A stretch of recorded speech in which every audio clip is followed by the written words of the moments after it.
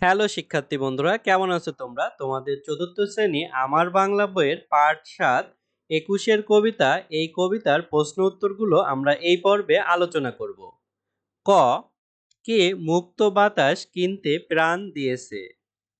উত্তর, ক্ষুদিরাম মুক্ত বাতাস কিনতে প্রাণ দিয়েছেন।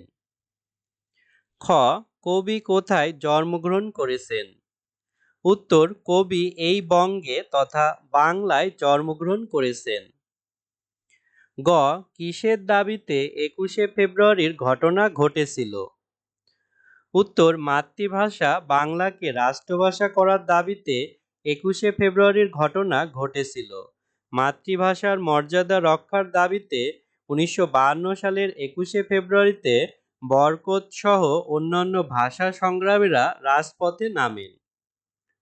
ঘ, ফেব্রুয়ারির ২১ তারিখ কি ঘটেছিল? উত্তর, ১৯৫২ সালের ফেব্রুয়ারির ২১ তারিখ বাংলাকে রাষ্ট্রভাষা করার দাবিতে মিছিলে অংশগ্রহণ করে বাংলার বীর সন্তানরা।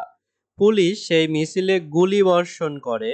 পুলিশের গুলিতে বরকত, জব্বার, সালাম ও রফিক সহ আরও অনেকে শহীদ হন।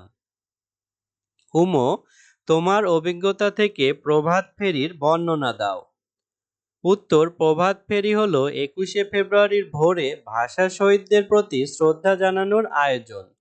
আমি এবছর ২১শে ফেব্রুয়ারির সকালে খালি পায়ে গান গেয়ে শহীদ মিনারে গিয়েছিলাম।